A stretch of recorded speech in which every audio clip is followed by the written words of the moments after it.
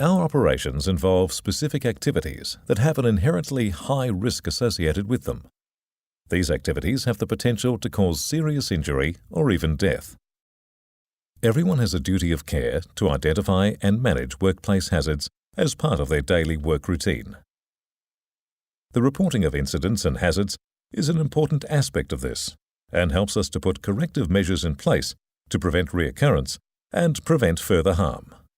It also helps us to learn from our past experiences and comply with regulatory reporting requirements. Feedback can be crowdsourced and provided by anyone. This means that in addition to your line manager, team members and those you work with from all levels of the organization can provide feedback on your performance, building a more comprehensive view of your contribution.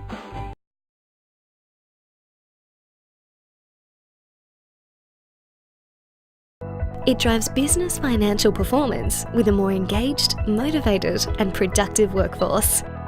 As a line manager, you play a critical role in helping our people to continually improve and reach their potential.